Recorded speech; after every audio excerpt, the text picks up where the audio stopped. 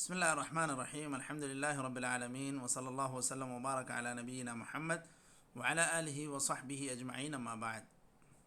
ہم لوگ منار السبیل فی شرح دلیل شیخ ابراہیم بن محمد بن ضویان اس کتاب کو ہم پڑھ رہے ہیں، اور اس میں ہم لوگ کتاب الطہارہ اور کتاب الطہارہ میں باب التیمم ہم لوگ پڑھ رہے تھے۔ اس میں ہم لوگوں نے ایک فصل بھی پڑھ لی، اب دوسری فصل بعض کتابوں میں الگ سے کر دی گئی ہے، اور اس کو واجب التیمم التسمیہ، یہاں سے آج ہم لوگوں کو پڑھنا ہے۔ جی شیخ شروع کریں، یہ اس کتاب کا 35واں حلقہ ہے۔ جی بسم الله الرحمن الرحيم.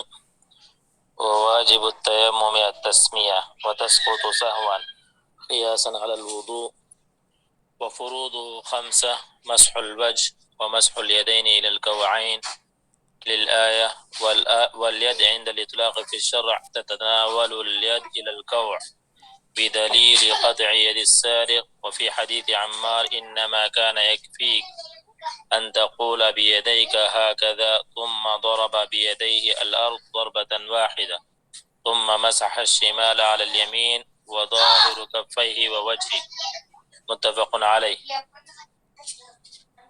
الترتيب في الطهارة الصغرى: فيلزم من جرحه ببعض أعضاء وضوئه إذا توضأ أن يتيمم له عند غسله لو كان صحيحا. الموالاة: فيلزمه أن يعيد غسل الصحيح عند كل تيمم. قال في الإنصاف وقال الشيخ تقي الدين لا يلزمه مراعاة الترتيب، وهو الصحيح من مذهب أحمد وغيره. وقال الفصل بين أعضاء الوضوء بتيمم بدعة، فإذا خرج الوقت الذي تيمم فيه لبعض أعضاء وضوئه أعاد التيمم فقط. تعيين النية لما تيمم له من حدث أو نجاسة، فلا تكفي نية أحدهما عن الآخر، وإن نواهما أجزأ، لحديث إنما الأعمال بالنيات. ومبطلاته 5: ما أبطل الوضوء ووجود الماء، لقوله صلى الله عليه وسلم فإذا وجد الماء فليمسه بشرته فإن ذلك خير. فليمسه بشرته فإن ذلك خير، رواه أحمد والترمذي وصححه. هذا إذا كان تيممه لعدم الماء، وإن تيمم لمرض ونحوه لم يبطل بوجوده. وخروج الوقت روى ذلك عن علي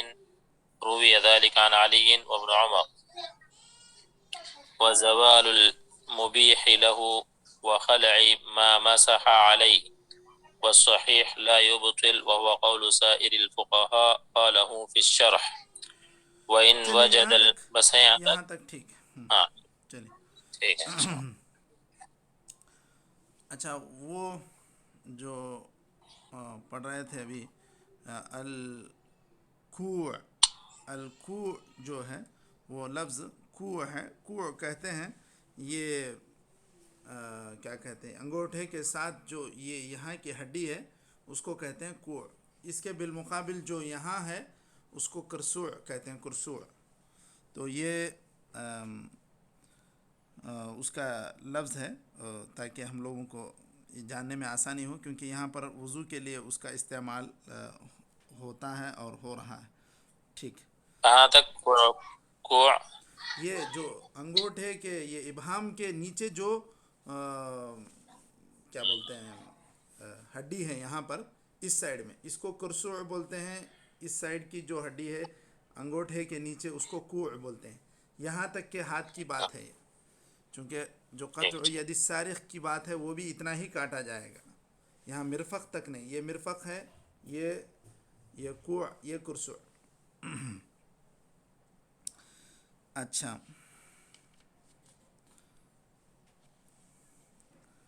بسم اللہ الرحمن الرحیم الحمد للہ رب العالمین وصلی اللہ وسلم وبارک علی نبینا محمد وعلی آلہ وصحبہ اجمعین اما بعد۔ ہم لوگ منار السبیل فی شرح دلیل میں باب التیمم پڑھ رہے تھے، اور تیمم کے باب میں بھی फ़स्ल ख़ास तौर पर वाजिबुत तयम्मुमी अत-तस्मिया, यहाँ से एक फ़स्ल अलग ज़िक्र की गई। तो अब वाजिबात क्या हैं तयम्मुम के और फ़ुरूज़ क्या हैं उनको ज़िक्र कर रहे हैं। देखिए, वाजिबुत तयम्मुमी अत-तस्मिया, जिस तरह वज़ू में इन्होंने ज़िक्र किया था कि बिस्मिल्लाह कहना वज़ू में वाजिबात में से है, व तस्क़ुतु सहवन, ये बात वहाँ पर भी ज़िक्र की थी। यहाँ पर भी बिल्कुल उसी तरह अगर बिस्मिल्लाह कह के इंसान मिट्टी पर हाथ मारता है तो ये गोया कि उसने वाजिब अदा कर लिया। अगर वो भूल जाता है तो वो साक़ित हो जाएगा। वहाँ पर वज़ू के बाब में भी यही बात कही गई थी, चूँकि वज़ू पर ये वज़ू का बदल है, इसीलिए वज़ू पर क़यास करते हुए यह बात यहाँ कही गई। फ़ुरूदुहु ख़म्सा, यानी फ़ुरूदुत तयम्मुमी ख़म्सा। नंबर 1 मस्हुल वज्ह, अव्वलन मस्हुल वज्ह व थानियन व मस्हुल यदैनि इलल कुअैन। ये हाथ जो पोंछना है वो भी इतना ही, इससे ज़्यादा की ज़रूरत नहीं। अच्छा, बिदलील क़ती, अच्छा, वल यदु इंदल इतलाक़ फ़ी शरअ तनावल यदु इलल कू ततनावल यदु इलल कू बिदलील क़त्अ यदिस सारिक़। जब मुतलक हाथ कहा जाएगा तो हाथ इतने ही को कहते हैं, इससे ज़्यादा को नहीं कहेंगे जब मुतलक कहा जाएगा। जब अल्लाह ताला ने कहा व ऐदियकुम इलल मराफ़िक़, जब कह दिया अल्लाह ताला ने, तो फिर यहाँ तक इतलाक़ नहीं, यहाँ तक बराबर मिरफ़क़ यही है। यहाँ पर चूँकि यदई का आप सल्लल्लाहु अलैहि वसल्लम ने हदीस अम्मार रज़ियल्लाहु अन्हु में कहा इन्नमा कान यकफ़ीक अन तक़ूल बियदैक हाकज़ा। आप सल्लल्लाहु अलैहि वसल्लम ने हाथ दिखाए, थुम्मा दरब बियदैहि अल-अर्द दरबतन वाहिदा थुम्मा मसह अश-शिमाल अला अल-यमीन व ज़ाहिर कफ़्फ़ैहि व वजहहु। तो आप सल्लल्लाहु अलैहि वसल्लम ने जो तरीक़ा बतलाया इसमें हदीस अम्मार में, बुखारी व मुस्लिम की जो रिवायत है उसमें यही है कि तयम्मुम के फ़राइज़ 5 हैं, और यहाँ पर इन्होंने पहले मस्हुल वजह को ज़िक्र किया, मस्हुल यदैनि इलल कुअैन इसको ज़िक्र किया। ठीक है, क्योंकि मुतलक जब यद कहा जाता है तो उसका इतलाक़ यहीं तक होगा, इससे ज़्यादा पर नहीं होगा, इसीलिए यहीं तक पहुँचना है तयम्मुम में। अत-तरतीब फ़ी तहारत अस्सुग़रा, यहाँ से थोड़ा सा मसला बारीक है, थोड़ा सा देखें। अत-तरतीब फ़ी तहारत अस्सुग़रा, तरतीब ज़रूरी है तहारत सुग़रा में, यानी जब वज़ू की नीयत से आप तयम्मुम कर रहे हैं तो तरतीब ज़रूरी है। सबसे पहले अल्लाह ताला ने कहा कि चेहरा धोना चाहिए वज़ू में, तो तयम्मुम भी उसका बदल है। तो फिर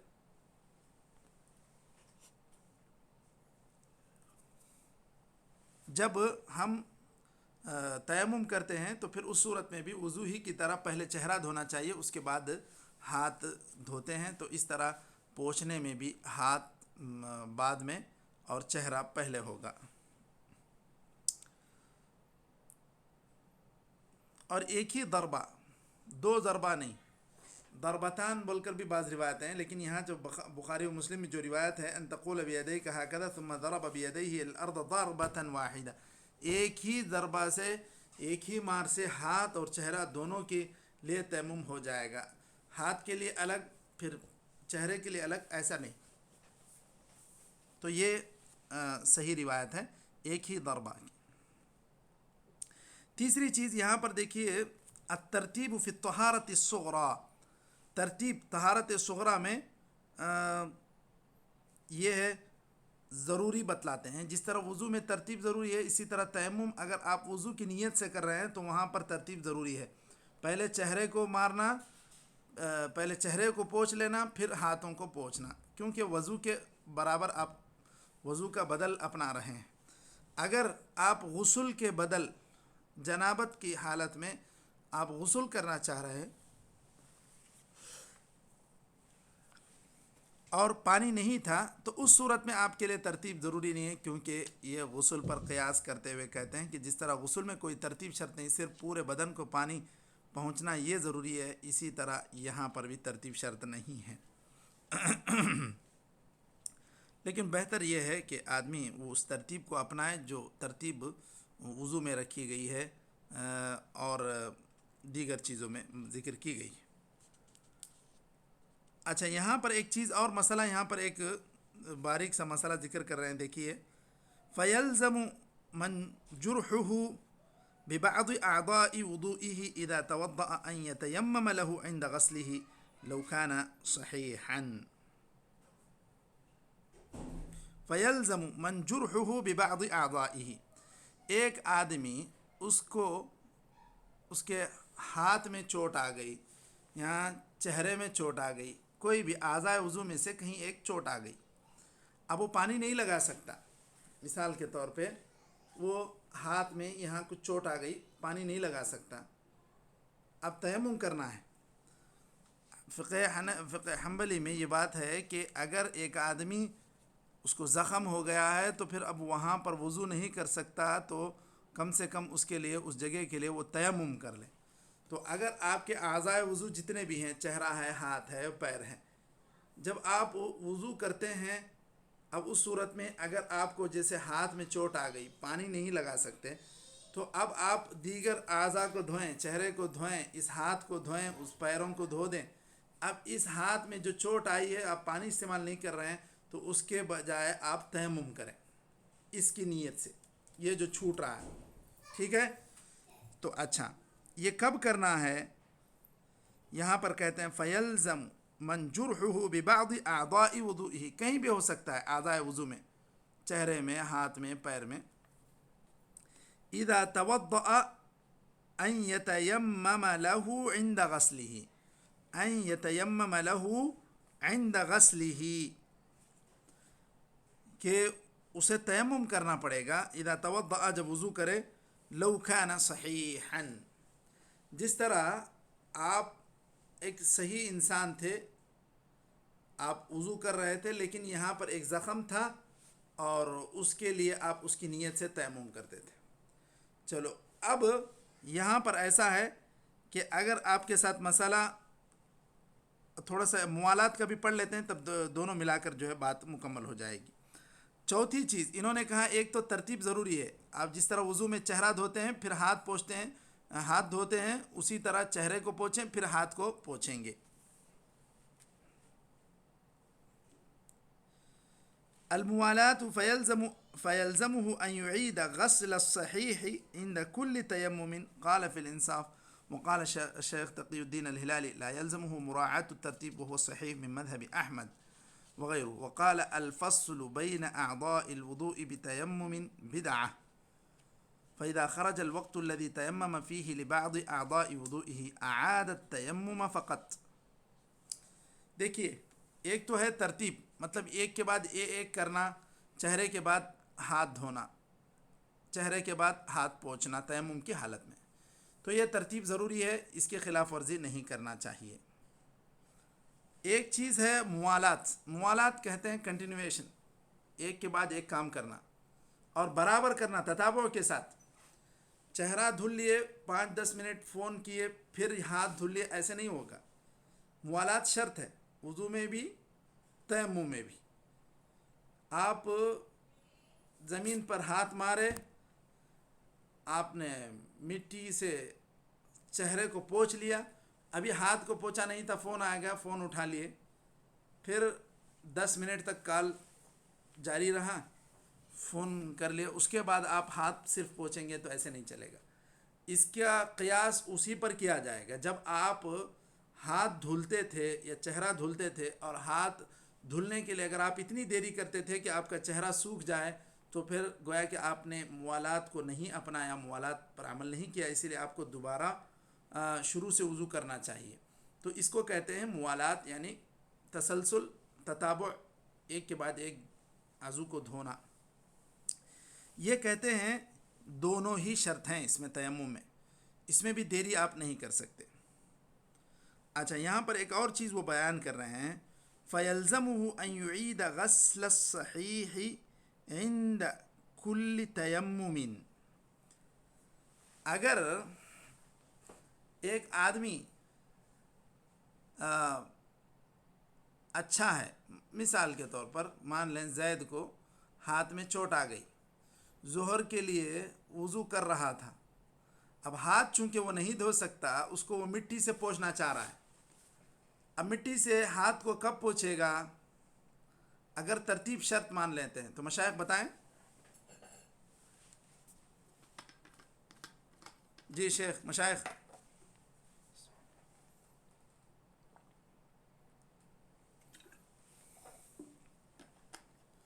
کیا مشائخ سوال سمجھ میں کیا آ رہا ہے؟ اگرتے وقت بیچ میں صرف ایک ہاتھ کو کیسے شیخ مٹی سے پہنچ سکتا ہے؟ تو پورا تیمم ہی کرنا پڑے گا نا۔ جی چلیے، تو وہ آپ بول رہے ہیں کہ یہ تیمم بیچ میں کیسے آئے گا، وضو کے بیچ میں، آپ وہ پوچھ رہے ہیں، صحیح ہے؟ جی ٹھیک ہے، چلیے اور جی کچھ بولیں گے صحیح کوئی؟ صحیح۔ اور کوئی کچھ بولیں گے یا آگے بڑھوں میں؟ جی، تو آپ جیسے کہہ رہے ہیں، اگر اب ترتیب کی بات مان لیتے ہیں، مثال کے طور پر ہاتھ میں چوٹ آئی ہے، ہاتھ کا نمبر کب ہے؟ یہ جو شروع میں جو ہم دھوتے ہیں وہ تو کیا کہتے ہیں، وہ سنت ہے، وہ ضروری بھی نہیں ہے۔ کوئی آدمی ویسے ہی اگر کوئی کام کر رہا تھا، ہاتھ صاف تھے، تو وہ ڈائریکٹ چہرے سے ہی شروع کر سکتا ہے وضو، کوئی مسئلہ نہیں۔ وہ صرف ہاتھ شروع میں جو دھونا ہے وہ سنت ہے۔ اب ہاتھ دھلنے کا نمبر چہرے کے بعد ہے، دوسرے نمبر پر ہے۔ اگر ترتیب کو شرط مان لیتے ہیں، چہرہ جی جی جی پہلے، چہرے کے بعد ہاتھ، ہاتھ کے بعد پیر، تو اس کو کیا کرنا پڑے گا؟ پہلے چہرہ جب دھل لیا، جب ہاتھ کی باری آئی، یہ ہاتھ تو ویسے بھی دھل جائے گا، نل کے نیچے ہی رکھ دیں گے، ہاں۔ اب اس کو جب تیمم کرنے کی باری آئے گی، اگر ترتیب سے کرنا ہے تو کیا کرنا پڑے گا؟ بیچ میں ہی ہاتھ جو دھلا ہوا ہے اس میں سے مٹی پر ہاتھ مار کے پھر اس کو پوچھنا پڑے گا، اس ہاتھ کو۔ سمجھ رہے ہیں ترتیب کی بات میں کہہ رہا ہوں؟ کیا مشائخ بات سمجھ میں آ رہی ہے؟ جی جی شیخ، ہوں۔ گیلا ہاتھ لگانا پڑے گا۔ تو اب گیلا ہاتھ اگر مٹی پہ ماریں گے، کیچڑ بھی ہو جائے گا، تو ایک ڈبل پریشانی بھی ہو سکتی ہے۔ اب بہت زیادہ انسان کے پاس ساری چیزوں کی سہولت ہو، پھر ٹیشو سے اس کو سکھا لے، پھر اس کے بعد پھر مارے، پھر کرے تو ٹھیک ہے۔ تو اگر ترتیب کو شرط مان لیتے ہیں تو درمیان وضو میں اس کو کیا کرنا پڑے گا؟ اس کو مسح کرنا پڑے گا، کیونکہ ترتیب سے کرنا ہے۔ ایسا نہیں کر سکتے چلو پورا وضو کر لیے، بعد میں اس کا تیمم باقی ہے، ہاتھ سوکھ گیا تو بعد میں اس کا تیمم کر لیے، تو اس کے اندر کیا ترتیب باقی رہے گی یا ترتیب الٹ جائے گی، ترتیب کی خلاف ورزی ہو جائے گی؟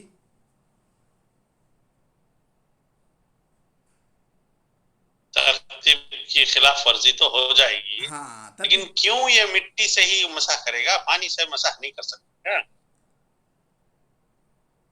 پانی سے مسح نہیں کر سکتا ہے کیا، یہ پوچھ رہے ہیں آپ؟ جی جی، وہ تو پانی سے مسح، اگر اس کو پانی لگانا ہی اس کو منع ہے، اس کو پانی کا جی بالکل جی کچا پن بھی نہیں لگنا ہے، تو ایسی صورت میں یہ مسئلہ پیش آئے گا۔ ٹھیک ہے؟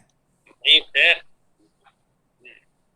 نہیں جیسے موضوع پر کیا جاتا ہے، جیسے موضوع کے اوپر کیا جاتا ہے، ویسا پٹی کے اوپر پانی سے مسح نہیں ہو سکتا ہے کیا؟ پٹی کے اوپر پٹی کے اوپر ہو جائے گا۔ بہرحال یہ ایسا زخم، اب جس کا مان لیں زخم کھلا ہی ہے، تازہ ہی ہے، اس کے اوپر کوئی پٹی ہی نہیں ہوئی، ہاں، اب ایسا زخم جس کے اچھا اچھا اوپر اچھا، ٹھیک ہے ٹھیک ہے ٹھیک ہے، آپ سمجھ میں، جی جی ہاں، تو جی۔ ایسے مریض کی بات یہاں ہو رہی ہے۔ تو اب ایسے آدمی کے لیے اگر آپ ایسا کرتے ہیں، بھائی پورا جتنا ہو سکتا وضو کرو، بعد میں جو چھوٹ رہا ہے وضو، اس کے نیت سے آپ تیمم کر لیں گے، بعد میں کریں گے، تو اگر ایسا کرتے ہیں تو ترتیب الٹ جاتی ہے، تو گویا کہ ہم کیا کر رہے ہیں، پیر دھوئے بعد میں کیا ہوگا، ہم ہاتھ کے لیے تیمم کر رہے ہیں، تو پھر ہماری ترتیب الٹ گئی۔ تو اسی لیے یہاں پر جو ہے دیکھیے ایک نام دیا ہے، قال الشیخ تقی الدین لا يلزمه مراعات الترتیب، ایسا آدمی جس کے ہاتھ میں زخم ہے اس کے لیے ترتیب ہی ضرورت نہیں ہے، وهو صحیح من مذہب احمد، یہی امام احمد کے موقف میں یہی صحیح ہے۔ وقال الفصل بین اعضاء الوضوء بتیمم بدعہ، یہ آدھا وضو کر کے آدھے وضو کے درمیان پھر تیمم کرنا یہ ایک نئی بدعت ہے، یہ کہہ رہے ہیں۔ اچھا، لیکن فَإِذَا خَرَجَ الْوَقْتُ الَّذِي تَيَمَّمَ فِيهِ، تو اگر آپ یہ مان لیتے ہیں کہ جس آدمی کو تیمم کرنا ہے اس کے لیے ترتیب کی ضرورت نہیں ہے، تو اس کا مطلب یہ ہے کہ آپ پورا مکمل وضو کر لینے کے بعد وہ عضو جس کا آپ چھوٹ گیا ہے، آپ جس کو دھوئے نہیں، پانی نہیں لگائے ہیں، تو اس کی نیت سے آپ وضو کے بعد آپ تیمم کریں گے اس عضو کی نیت سے کہ یہاں جس کو پانی نہیں لگا ہے. ٹھیک ہے؟ تو یہ کس صورت میں ہو سکتا ہے؟ اسی صورت میں جب آپ ترتیب تیمم کے لیے صحیح ضرورت نہیں مانیں گے، یعنی کہ ترتیب شرط نہیں ہے تیمم کے لیے، اور خاص طور پر اس انسان کے لیے جس کے ہاتھ میں زخم ہے. بات واضح ہوئی مشائخ؟ جی شیخ. بالکل بالکل ٹھیک ہے، جی جی جی. چلیے اب اس کے بعد ایک اور مسئلہ، ہم لوگ ایک بحث پڑھے تھے، حل التیمم رافع ام مبیح، تیمم رافع ہے یا مبیح ہے؟ امام ابو حنیفہ اور امام ابن تیمیہ وغیرہ یہی مانتے ہیں کہ وہ رافع ہے، یعنی ایک مرتبہ آدمی تیمم کر لیا تو اس کا جس طرح وضو باقی رہتا ہے وہ سب اس کا وضو باقی رہے گا، اور وہ جتنے کام وضو کے ذریعے سے کر سکتا ہے ویسے ہی یہ بھی تیمم کے ذریعے سے کر سکتا ہے. لیکن وہیں ایک مسئلہ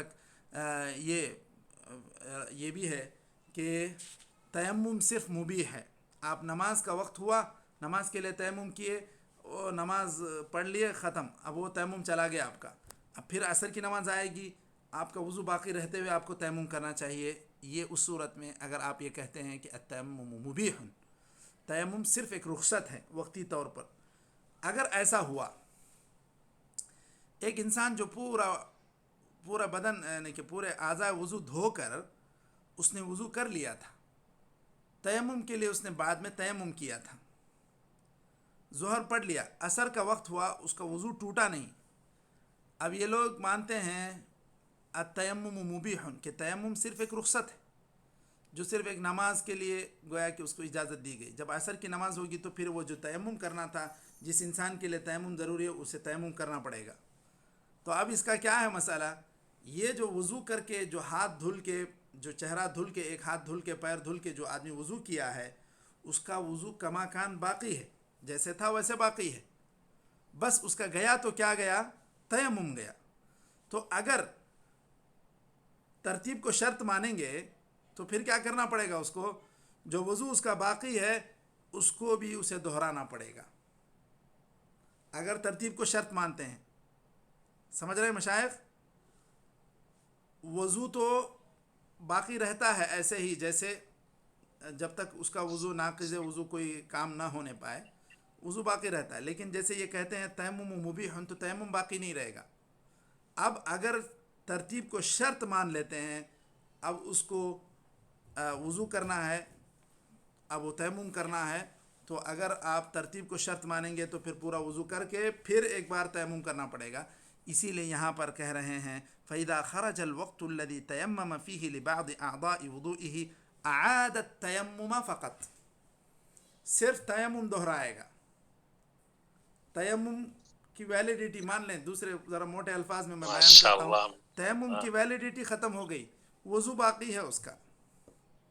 جس عضو کے لیے اس نے تیمم کیا تھا اس کی جی جی صلاحیت جی جی. ختم ہو گئی، اس کا وقت ختم ہو گیا، تو صرف تیمم کر لے، پھر پورا وضو کرنے یا پھر سے تیمم کرنے ایسا کرنے کی ضرورت نہیں. اگر یہ سب کریں گے تو کیا ہوگا؟ اگر ترتیب کو یہاں شرط مان لیتے ہیں تیمم میں، تو اس سے ایسا کرنا پڑے گا کہ جب اس کی باری آئے گی اسی وقت اس کو تیمم کرنا ہے، اس پر مسح کرنا ہے، تو اس کے لیے پھر سے بلا وجہ اس کو وضو کرنا پڑے گا. سمجھ رہے ہیں؟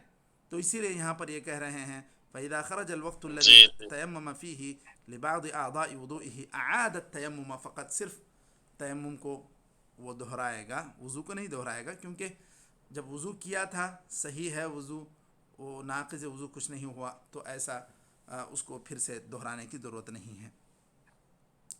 چلیے یہ ایک آخری چیز ہے، پانچویں چیز، اس کو ذکر کر کے ہم لوگ بات مکمل کر لیتے ہیں آج. اس کے بعد مبطلات التیمم، اس کا بعد میں ہم لوگ ذکر کرتے ہیں. پانچویں چیز، یا جو انہوں نے فروضہ خمسہ کہا تھا، اس میں پانچواں فرض تعین النیہ، نیت کی تعین ہونا چاہیے. آپ کس کام کے لیے تیمم کر رہے ہیں؟ تعین النیت لما تیمم له من حدث او نجاست فلا تکفی نیت احدہما عن الآخر وان نواہما اجزأ لحدیث انما الاعمال بالنیات. اسے نجاست لاحق ہوئی تھی یا حدث ہو گیا تھا تو کس کام کے لیے وہ تیمم کر رہا ہے اسے نیت کرنی چاہیے. اگر دونوں بھی ہو گئے تھے تو دونوں کی بھی وہ نیت کر لے گا کہ یہ دونوں ہی میرے نواقض وضو ہو گئے تھے، اب اس کے لیے مجھے طہارت حاصل کرنی، اس نیت سے تیمم کرے تو بھی کوئی حرج نہیں، بلکہ نیت تو ہونی چاہیے. نیت ضروری ہے، چاہے حدث اصغر ہو چاہے حدث اکبر ہو. اگر آپ جنابت کے لیے بھی تیمم کر رہے ہیں، یہ نیت ہونا چاہیے کہ ابھی پانی ہمیں نہیں ملا ہے، اب تیمم ہم کر رہے ہیں تو ہم جنابت سے طہارت کے لیے کر رہے ہیں. ٹھیک ہے مشائخ، نکتفی بهذا القدر وصلی اللہ وسلم وبارک علی نبینا محمد وعلی آلہ وصحبہ اجمعین. السلام علیکم ورحمۃ اللہ وبرکاتہ.